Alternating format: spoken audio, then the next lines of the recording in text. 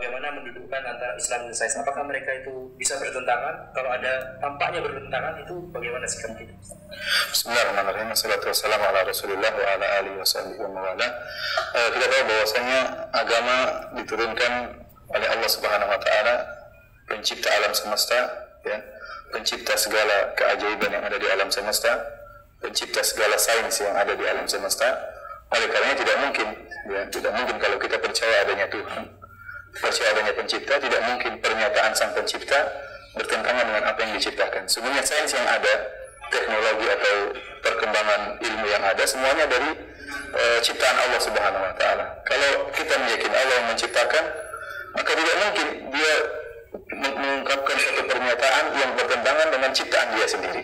Itu mustahil, ya, kecuali orang-orang yang memang tidak percaya kepada adanya Tuhan, ya. Kemudian perkara yang berikutnya, kita harus ingat bahwasanya Al-Quran maupun hadis-hadis Nabi Shallallahu Alaihi Wasallam pada dasarnya bukan ilmu sains. Kita tahu Al-Quran dan hadis-hadis Nabi diturunkan di zaman 1400 tahun yang lalu, ya, orang-orang Arab yang mereka tidak mengetahui tentang sains sama sekali, dan mereka tidak mengerti tentang sains sama sekali, apalagi ilmu-ilmu teori yang sekarang. Oleh karenanya Al-Quran memang tidak diturunkan sebagai buku sains, tetapi dia sebagai buku yang menanamkan keimanan dan ketakwaan dan amalan saleh. Meskipun kita tidak pungkiri ada sedikit sebagian pernyataan dalam Al-Quran yang tentunya tidak bertentangan dengan sains sama sekali.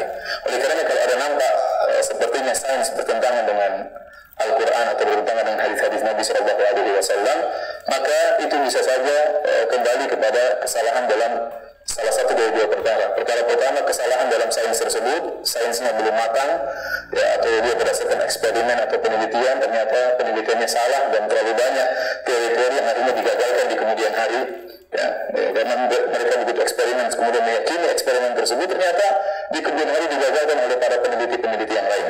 Atau kesalahan yang kedua, kesalahan dalam menafsirkan ayat atau hadis-hadis Nabi SAW, ya, karena kita lihat banyak ulama-ulama sekarang yang mulai mengkritiki sebagian orang yang memaksa yang menafsirkan ayat yang sebenarnya tidak ada hubungan dengan sains, ditafsir memaksakan untuk hubungan dengan sains. Akhirnya salah dalam penafsiran, sehingga terkadang kesalahan penafsiran tersebut seakan-akan berhubungan dengan sains. Intinya sebenarnya tidak mungkin terbayangkan adanya pertentangan antara sains dan Al-Quran, karena semuanya bersumber dari sumber yang sama, dari pencipta alam semesta ini, yaitu Allah Subhanahu wa taala.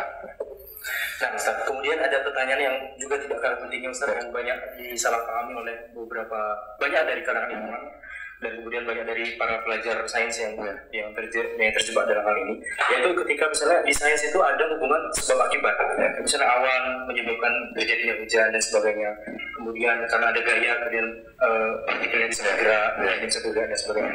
Maka di sains itu ada orang beranggapan bahwa kita tidak butuh konsep Tuhan karena semua gejala alam itu bisa diterapkan oleh teori sains, oleh fisika, kimia, biologi. Jadi kenapa kita mempelajari bahwa Allah menciptakan segala sesuatu, mengatur segala sesuatu di semesta, karena teori-teori sains itu ternyata sudah menjelaskan hal ini semua. Bagaimana jawabnya?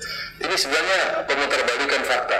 Seharusnya kita tatkala belajar sains kita semakin percaya kepada Tuhan. Oleh karena dia mengatakan, afala yanzuruna ilal ibili kaifa khuliqat. Tidakkah mereka melihat bagaimana onta diciptakan? Kita lihat bagaimana onta, bagaimana bentuknya, yang penuh keajaiban. Tentunya ada sebab hubungan akibat, tetapi sebenarnya itu mengantarkan kita justru percaya kepada pencipta sebab dan akibat tersebut. Contohnya lagi seperti fi anfusikum afala tubsirun, dan pada diri kalian apakah tidak kalian lihat bagaimana organ-organ tubuh yang ada dalam tubuh kita berjalan dengan begitu hebatnya. Kalau ada yang rusak, lihat bagaimana para dokter pusing untuk mencari ganti dari partikel atau organ yang rusak tersebut. Semua ini mengantarkan bahwasanya sungguh luar biasa maha suci Allah yang menciptakan alam, menciptakan manusia dan menciptakan hewan-hewan dan menciptakan sebab dan akibat. Sekarang mereka para ahli fisika atau saintis yang mereka ingin memisahkan atau menjadikan Allah tidak punya peran dalam terjadi proses yang terjadi dalam alam semesta, sehingga mereka mengatakan kita sudah mengetahui sebab dan kita mengetahui akibatnya. Sekarang kita bertanya kepada mereka, yang menciptakan sebab siapa? Karena ada sebab-sebab mengakibatkan, oke, tapi yang menimbulkan sebab ini siapa? Kok akibatnya demikian, yang mengatur siapa?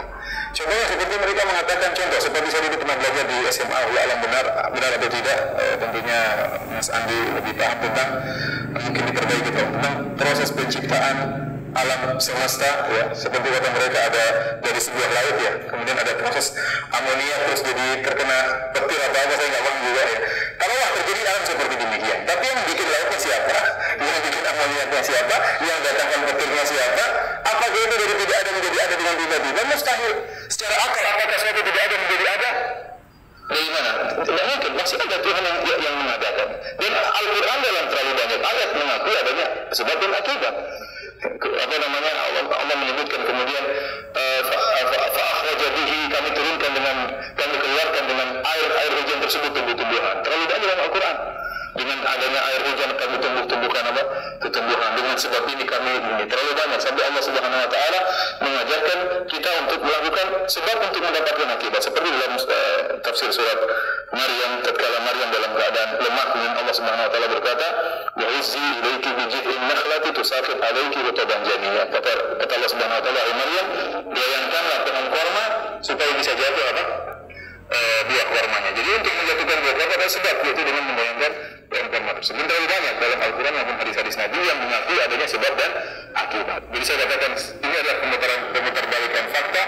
Seharusnya dengan mengetahui konsep sebab dan akibat, kita semakin percaya dengan Tuhan dan menambah keimanan kita kepada Allah Subhanahu wa taala. Masya Allah, terima kasih sekali. Jazakallahu khairan Ustaz. Jawabannya semoga bermanfaat bagi para pemirsa.